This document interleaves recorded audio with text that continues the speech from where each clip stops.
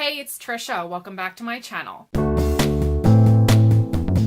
So today I am going to be bringing you my February wrap up. So for those of you who saw one of my earlier videos, my channel and life update video, you'll know that I lost my job in the middle of the month and I lost all motivation to read because the job that I had, I worked in a bookstore and I wanted nothing to do with books for a while. So I didn't read as near as much as I had planned on reading during the month of February. So this is going to be a pretty quick wrap up. All of the things that I did finish reading fell into my TBR for the In Love-a-thon. So the first book I ended up starting and finishing during the month was Simon vs. the Homo Sapiens Agenda by Becky Albertalli.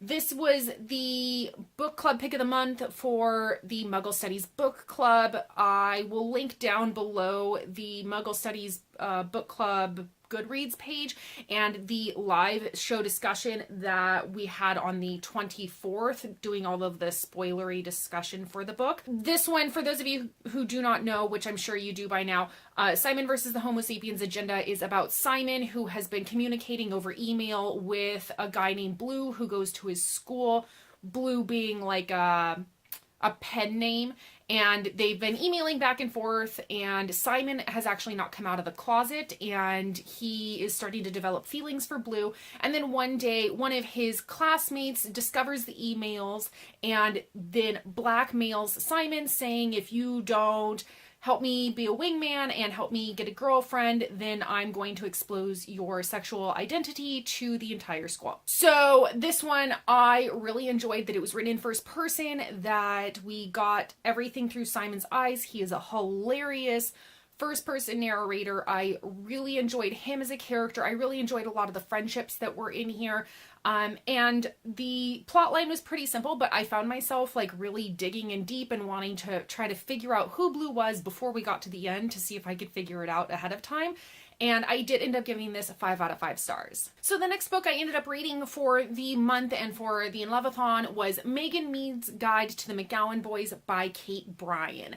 This is one that I read a digital copy of. I picked it because it was quite short, something that I could read in one sitting. It is a reread for me. It's been several years since I'd read it, and I remember enjoying it at the time. Megan Mead's Guide to the McGowan Boys is about Megan. She's a high school student and her parents are in the military. They are being sent to live out of the United States, where they had been for about a year now, and Megan decides that she doesn't want to go. She doesn't want to have to start school over so close to graduation, she's in her middle of her high school career, and so she decides to say, I don't want to go. I'm not going to do that. Her parents make a deal with her that if she goes and stays with some family friends, that she can stay in the US. So Megan goes to live with the McGowans, and they happen to have a whole bunch of boys. No girls, no siblings that are girls in the family.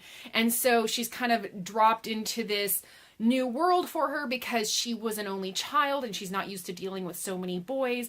And it goes on from there. It had a pretty simple plot line. It was a light and fluffy kind of quick read. There is a character who does fall onto the autism spectrum, but I'm not too sure how the representation in the book is handled because I personally don't know anybody with that level of autism. And so I don't know how that character is represented or how Megan deals with interacting with that character, how that is represented. So know that going into it, that I am not able to speak accurately to that. This one, it is quite short, which leads a lot of things in the story to happen quite easily without a lot of struggle.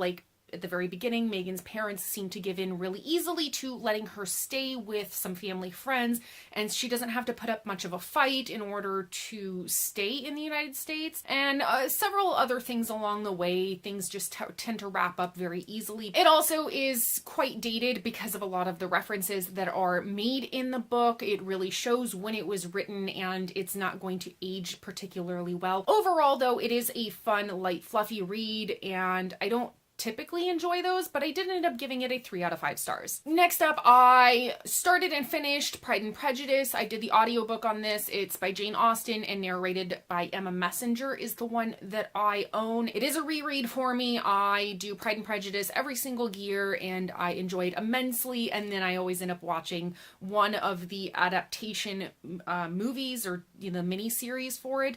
I gave it a 5 out of 5 because it is my absolute favorite Jane Austen. And then for the In Love-a-thon, one of the categories was to read a fairy tale, original fairy tale, and then watch the Disney movie or a movie adaptation of that fairy tale. I ended up reading the Snow White and the Seven Dwarfs original fairy tale, and I watched the Snow White and the Huntsman adaptation of the story. I know it's not a full book, but I thought I would include it in my wrap-up because it was something that I did for the In Love-a-thon. So pretty quick wrap-up for February. I'm hoping with the start of March, I will be able to kind of get a clean slate to start the month, and I will be able to pick back up on my reading progress for the books that I'm in the middle of, and also be able to make some more progress on my 2018 reading goals challenges that I want to do. So let me know in the comments down below, have you read any of the books that I read this month? Also, did you participate in the In Love-a-thon?